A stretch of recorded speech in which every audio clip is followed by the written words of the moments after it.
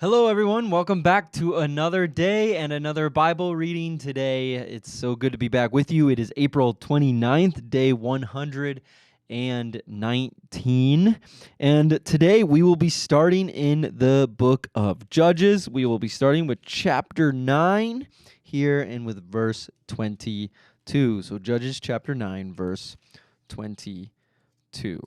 It says this. Come on, pages. Open up. There we go. Shechem rebels against Abimelech.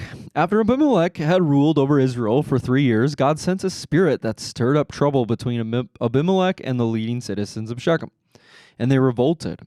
God was punishing Abimelech for murdering Gideon's 70 sons, and the citizens of Shechem were supporting him in this treachery of murdering his brothers.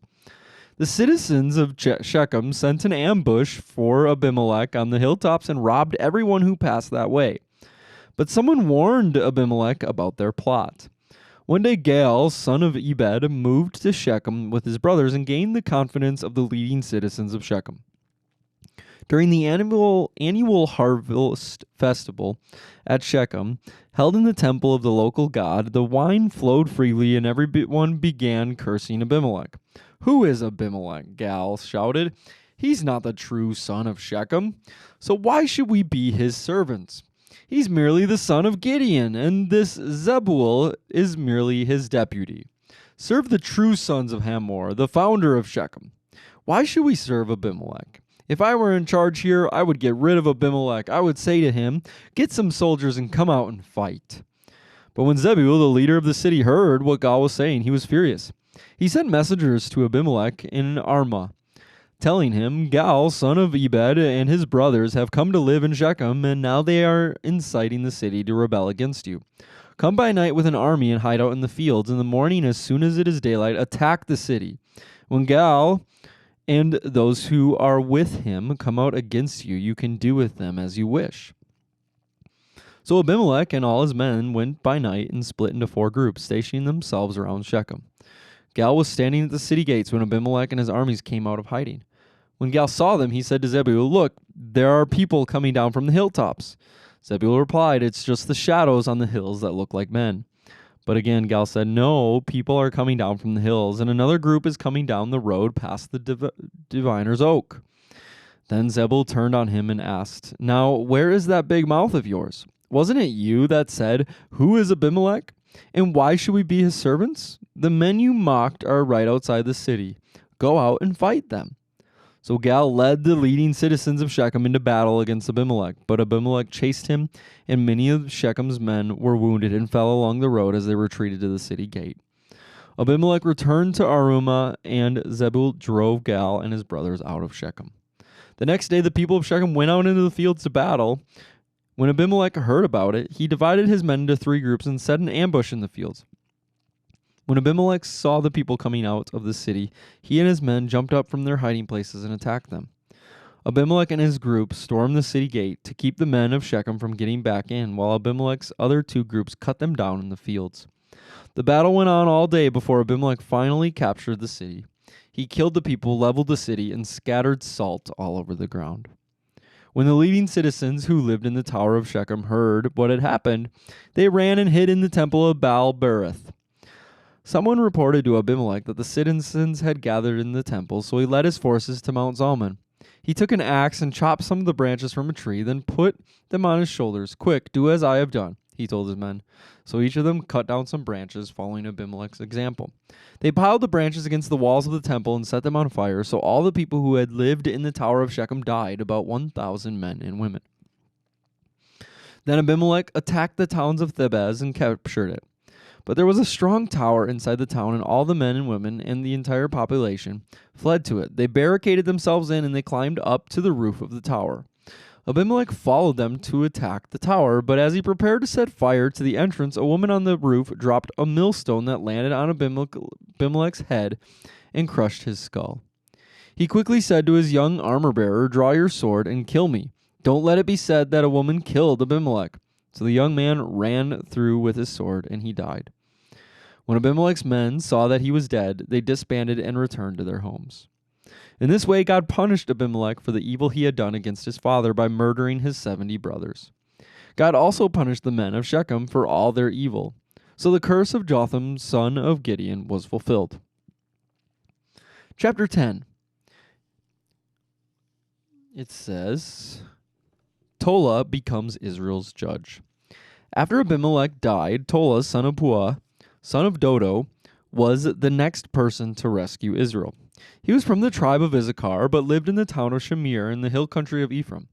He judged Israel for 23 years. When he died, he was buried in Shamir.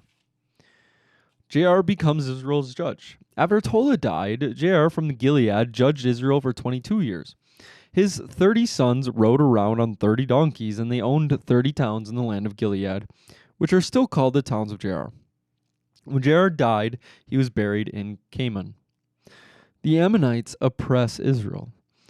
Again, the Israelites did evil in the Lord's sight, and they served the images of Baal and Ashtaroth, the gods of Aram, Sidon, Moab, Ammon, and Philistine.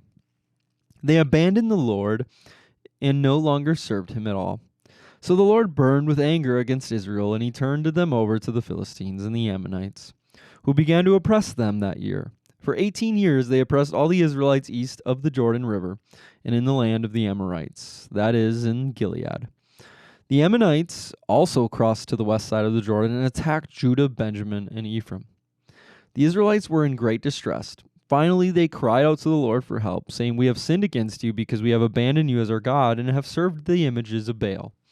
The Lord replied, "Did I not rescue you from the Egyptians, the Amorites, the Ammonites, the Philistines, the Sidonians, the Amalekites, and the Moabites? When they oppressed you, you cried out to me for help, and I rescued you, yet you have abandoned me and served other gods, so I will not rescue you anymore. Go and cry to the gods you have chosen. Let them rescue you in your hour of distress." But the Israelites pleaded with the Lord and said, "We have sinned. Punish us as you see fit. Only rescue us today from our enemies." Then the Israelites put aside their foreign gods and served the Lord, and he was grieved by their misery. At that time the armies of Ammon had gathered for war and were camped in Gilead, and the people of Israel assembled and camped at Mizpah.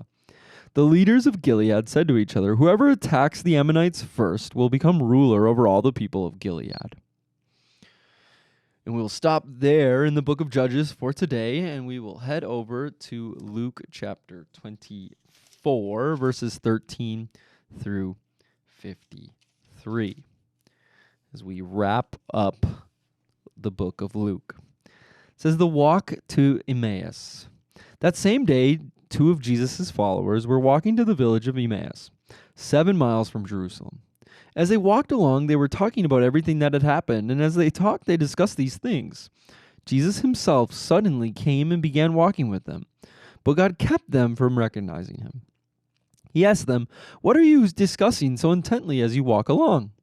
They stopped short, sadness written across their faces. Then one of them, Cleopas, replied, "You must be the only person in Jerusalem who hasn't heard about all the things that have happened there the last few days." "What things?" Jesus asked. "The things that happened to Jesus, the man from Nazareth," they said. "He was a prophet who did powerful miracles, and he was a mighty teacher in the eyes of God and all the people. But our leading priests and other religious leaders handed him over to be condemned to death, and they crucified him.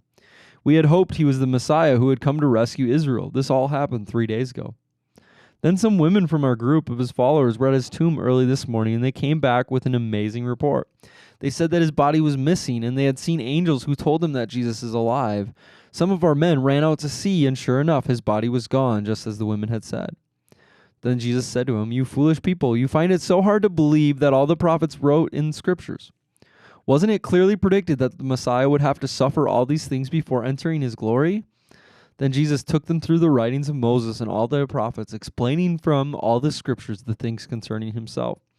By this time they were nearing Emmaus and the end of their journey, and Jesus acted as if he were going on. But they begged him to stay the night with us, since it is getting late. So he went home with them, and as they sat down to eat, he took the bread and blessed it. Then he broke it and he gave it to them. And suddenly their eyes were opened, and they recognized him, and at that moment he disappeared. They said to each other, "Didn't our hearts burn within us as he talked with us on the road and explained the scriptures to us?" And within the hour they were on their way back to Jerusalem. There they found the 11 disciples and the others who had gathered with them, who said, "The Lord has really risen. He appeared to Peter." Jesus appears to the disciples. Then the two from Emmaus told their story of how Jesus had appeared to them as they were walking along the road, and how they had recognized him as he was breaking the bread. And just as they were telling about it, Jesus himself was suddenly standing behind there among them. "Peace be with you," he said, but the whole group was startled and frightened, thinking they were seeing a ghost. "Why are you frightened?" he asked. "Why are your hearts filled with doubt? Look at my hands. Look at my feet. You can see that it is really me. Touch me and make sure that I am not a ghost, because ghosts don't have bodies as you see that I do." As he spoke, he showed them his hands and his feet. Still he stood there in disbelief, filled with joy and wonder. Then he asked them, "Do you have anything here to eat?" And they gave him a piece of broiled fish, and he ate it as they watched. Then he said, "When I was with you, before I told you that everything written about me in the law of Moses and the prophets and the Psalms must be fulfilled." Then he opened their minds to understand the scriptures, and he said, "Yes, it is written long ago that the Messiah would suffer and die and rise from the dead on the third day. It was also written that this message would be proclaimed in the authority of his name to all the nations, beginning in Jerusalem. There is forgiveness of sins for all who repent. You are witnesses of all these things. And now I will send the Holy Spirit, just as my Father promised, but stay here in the city until the Holy Spirit comes and fills you with power from heaven." The Ascension. Then Jesus led them to Bethany, and lifting his hands to heaven, he blessed them. While he was blessing them, he left them and was taken up to heaven. So they worshipped him and then returned to Jerusalem filled with great joy. And they spent all their time in the temple praising God. All right, that is the book of Luke. All finished with that. One more book down on our journey to 66. We will start the book of John tomorrow. And now we will read Psalm 100. It's a psalm of thanksgiving. "Shout with joy to the Lord, all the earth. Worship the Lord with gladness. Come before him singing with joy. Acknowledge that the Lord is God. He made us and we are his. We are his people, the sheep of his pasture. Enter his gates with thanksgiving. Go into his courts with praise. Give thanks to him and praise his name, for the Lord is good. His unfailing love continues forever, and his faithfulness continues to each generation." And last but not least, we have Proverbs chapter 14, verses 11 and 12. It says, "The house of the wicked will be destroyed, but the tent of the godly will flourish. There is a path before each person that seems right, but it ends in death." All right, those are our readings for today. We will read from Oswald Chambers here real quick for April 29th. It's gracious uncertainty. It says this. It says, "Certainty is the mark of common sense life. Gracious uncertainty is the mark of the spiritual life. Leave everything to him, and it will be gloriously and graciously uncertain how he will come in. But you can be certain that he will come. Remain faithful to him." 1 John 3:2, "It has not yet been revealed what we shall be." All right, well, one of my thoughts here as we were reading in the book of Luke here, and obviously, this is chapter 24 of Luke is one of, those great chapters about the resurrection, and it's all about, the living Jesus, in his resurrected body, and one of the things that I always see and have an ear for, and even though I feel like I'm always looking for it and always talking about it, I still am weak in it. But it's just like the concept and the idea of having faith that is bigger than our circumstances, and I think maybe that line in itself, having faith that is bigger than your circumstances, is maybe a little easier to see. You can believe that maybe Jesus is going to or God's going to provide for you. You can believe that he's going to be there with you. Maybe that faith is okay to have. But having faith that is bigger than your experiences, I think is something that's a little difficult to do. Having faith that God is going to move in a way maybe that you haven't seen.